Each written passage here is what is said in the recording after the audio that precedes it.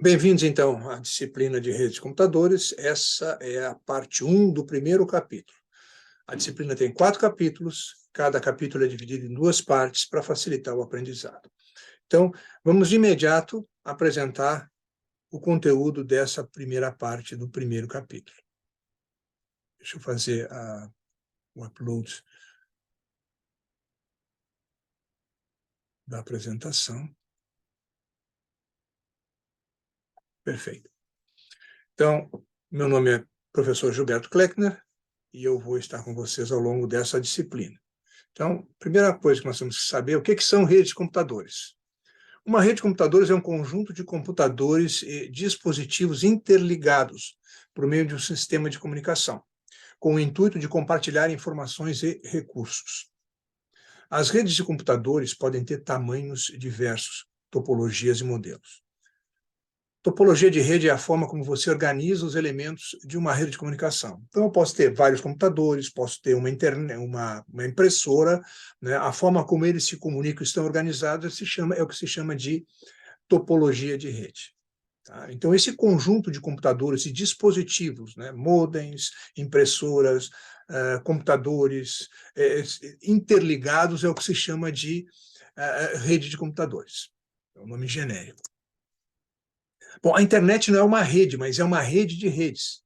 Eu posso ter uma rede da minha casa, eu posso ter uma rede da minha empresa. Então, essa rede pode estar conectada a outras redes, normalmente está conectada a outras redes. Então, a internet não é uma rede, mas é um conjunto dessa série de redes. Ela teve início em 1960 para fins militares nos Estados Unidos. Então, os Estados Unidos precisava compartilhar informações, elas não podiam estar centralizadas em um mesmo lugar, então elas tinham que estar dispersas, porque caso vamos dizer assim, um dos depósitos dessas informações fosse danificado, nós teríamos informações disponíveis em outros lugares. Então, estava descentralizado. E elas se comunicavam, esses setores, né, para compartilhar essas informações. Então, por fim de segurança, as informações militares estavam dispersas ao longo do território americano e elas possuíam uma comunicação. Tá? Então, basicamente, esse era o início. Mas com o fim da Guerra Fria, essa rede passou a ser utilizada para fins científicos. Então, principalmente universidades, institutos de pesquisa começaram a se comunicar através dessa rede. Cada rede individual conectada à internet, ela pode ser administrada por uma instituição governamental ou educacional por empresas privadas. Então, vocês podem ter governo, né, universidades, empresas privadas, administrando essas redes, né, cada um, obviamente, dentro do seu âmbito. A internet não tem um dono e ela não é controlada de maneira centralizada, né? Ela teria vários donos, né, no caso. A administração e a organização dos sistemas são realizadas pelos administradores de rede. Então, às vezes, cada empresa, né, tem lá o seu administrador de rede, né, e ela também pode ser organizada pelos próprios usuários. No início, a internet se baseava em 4 aplicações principais. Era e-mail, o correio eletrônico, notícias, newsgroups, né, como chamado, né, fórum de troca de informações das mais variadas, né, cada um com login e regras de utilização. Logon remoto, eu podia me conectar remotamente, e transferências de arquivo. Então, se fazia transferências de arquivo, basicamente, né, para fins de pesquisa, né, se transferia informações de pesquisa, né, banco de dados, artigos científicos, né, isso tudo era feito através de um software chamado FTP, que era o protocolo de transferência de arquivos, né, File Transfer Protocol. No início dos anos 90 surge, então, a WWW, que nós conhecemos, né, como a internet, né, que é o World Wide Web. Tá? Ela foi criada pelo físico Tim Berners-Lee, da CERN. CERN é uma organização europeia para investigação nuclear, né, que vocês já devem ter visto, fica na Suíça, né, e faz aceleração de partículas, enfim. Esse físico trabalhava lá e ele cria essa coisa chamada, né, WWW, World Wide Web. Tá? Bom, mas ela em si, ela não, vamos dizer assim, não surtiria o efeito que nós temos hoje, né? Então, aí surgiu através de um desenvolvimento, né, de um navegador, um primeiro navegador chamado Mosaic, né, que vocês já devem ter visto em algum lugar, com uma coisa mais antiga, né, foi desenvolvido pelo Mark Anderson, nos Estados Unidos. E com isso surgiram os sites, né, que são as páginas da internet, que hoje nós estamos aí, né, faz parte do nosso dia a dia. Então, vocês têm uma série de navegadores, né, o Mozilla, Firefox, o Chrome, o Edge, né, e com esses navegadores a gente pode se comunicar dentro da rede. Para se comunicar, os computadores devem falar a mesma língua. Isso é feito através de um protocolo chamado TCP/IP, que é, em inglês, né, Transmission Control Protocol, e o IP significa Internet Protocol, protocolo da internet, que é o protocolo oficial da internet. Então, o TCP/IP transfere a informação em pedaços menores, chamados de pacotes, que nós vamos ver bastante ao longo da nossa disciplina. A informação não vai num bloco apenas, ela é dividida para que ela possa ser transmitida. Isso tem, obviamente, alguns problemas que nós vamos ver e analisar ao longo dos nossos próximos capítulos. Periferia da internet. O que é a periferia da internet? São os computadores e outros dispositivos, servidores, smartphones, conectados à internet. São os sistemas finais. O meu smartphone ele está na periferia da internet, ele é um sistema final, ou também chamado de hospedeiro.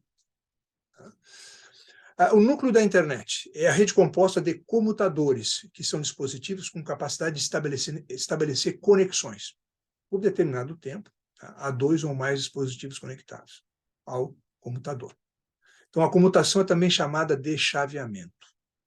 Então, a informação não vai direto do meu computador, que é o emissor até o que vai receber. Não, ela passa por uma série de caminhos. Tá? Então, aí vocês vão, ao longo também dessa disciplina, entender como é que isso se dá.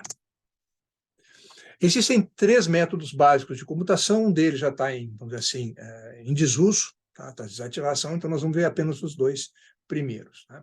Comutação de circuitos, alguns recursos são necessários ao longo do trajeto, né? Buffer e taxa de transmissão. E essa comutação de circuitos ocorre em 3 fases. Primeiro, estabelecimento do circuito, ligado ponto a ponto.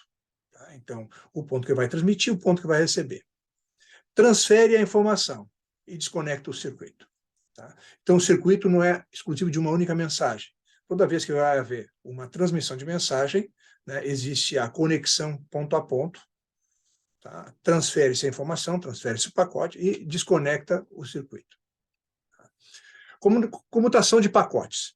Similar ao anterior, mas mensagens longas elas são quebradas, tá? e transmitidas simultaneamente por vários nós. Então, não necessariamente, né, a mensagem, quando ela é quebrada, ela vai sempre no mesmo caminho. Tá? Mas quando chegar no nosso endereço final, ela tem que ser remontada. Tá? E, finalmente, a comutação de mensagens, que a gente colocou aqui só para fins de saber o que é, mas já está em desativação e nem vamos abordar. O desempenho de uma rede de computadores, desempenho de uma rede, tá? É a capacidade efetiva de transmissão da rede. Tá? Então, a rede ela tem que ter uma certa eficiência, né? E, vamos dizer assim, existem alguns pontos que têm que ser considerados para fins de nós entendermos essa eficiência. O primeiro deles, atraso de processamento, atraso de fila, atraso de transmissão e atraso de propagação. Nós vamos ver um pouquinho mais na próxima slide o que significa isso. Tá? A vazão, quantidade de dados que podem ser transferidos entre sistemas finais, como se fosse um duto, né? Um tubo, né? Quanto passa de informação através daquele tubo. Né? E a perda, durante a transmissão, pode haver perdas de pacotes. Em todos os pacotes que são transmitidos chegam ao seu destino final. Então, isso aí faz parte, né, de medição do desempenho de uma rede. Né? Então, isso aí são os 3 pontos: o atraso, a vazão e a perda. Ou seja, atraso nós vamos ver em seguida, a vazão é a quantidade de dados que podem ser transferidos para o sistema final, né? E a perda, quantidade de informação que é perdida ao longo da transmissão. Quanto aos atrasos, né, existe o atraso de processamento, o tempo para que o sistema possa examinar o cabeçalho e estabelecer a direção. Depois nós vamos entender um pouquinho melhor o que é esse cabeçalho. Tá? Mas no topo da informação, né, tem vamos dizer assim, tem o direcionamento para onde é que vai essa informação. Então, o tempo que o sistema leva para examinar esse cabeçalho, tá, e estabelecer para onde tem que ser enviada essa informação. Informação pode ser uma página da internet, né, pode ser uma figura, pode ser um artigo, enfim. Atraso de fila, o tempo que um pacote aguarda para ser transmitido. Então, no momento em que chega em algum ponto, esse pacote, né, esse pedaço de informação que nós estamos transmitindo, podem haver outros pacotes na frente. Então, quanto tempo, né, esse meu pacote que eu estou enviando, ele leva para ser retransmitido. Tá? Atraso de transmissão, um pacote será transmitido de acordo com sua ordem de chegada na fila. Quanto maior a fila, maior o atraso na transmissão. Pode haver também pacotes que tenham mais prioridade. Tá? Então, isso aí tudo leva, vamos dizer assim, em consideração para ver a velocidade com que aquela minha informação está transitando na rede de computadores. E o atraso de propagação, o tempo de transmissão do pacote é dependente do meio físico entre dois roteadores. Tá? Então, quanto tempo leva, né, para que a minha informação saia de um ponto e chegue em outro ponto? Tá? Então, esse é o chamado de atraso de propagação. Então, esses são os atrasos principais, né? Processamento, né, para ler o cabeçalho, para onde eu tenho que direcionar aquela informação, o atraso de fila, né, o tempo que eu fica, vamos dizer assim, meu pacote fica esperando na fila, né, para ser retransmitido também, e o atraso de propagação, né, o tempo de transmissão do pacote dentro da própria rede. Então, esses são os principais pontos, né, dessa primeira parte. Então, esses são os principais conceitos.